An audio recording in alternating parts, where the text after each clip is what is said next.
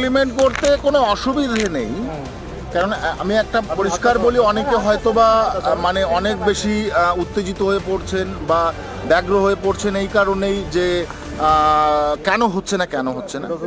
কারণ সিএ শুধু একটা বা দুটো বছরের সমস্যা নয়, এটা দীর্ঘ 75 বছরের একটা সমস্যা।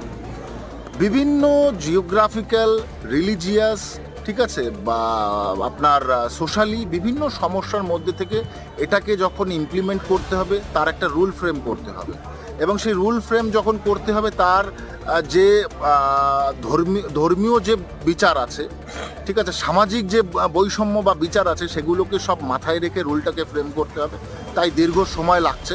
অবশ্যই করে রুলটা ফ্রেম হবে। রুলটা ফ্রেম হলেই আমরা সিএ লাগু করব, এবং সেটা 2024-এর আগে, 2024-এর ভোটের আগে, লোকসভা ভোটের আগে সিএ ইমপ্লিমেন্টেশন হচ্ছে ভারতবর্ষে।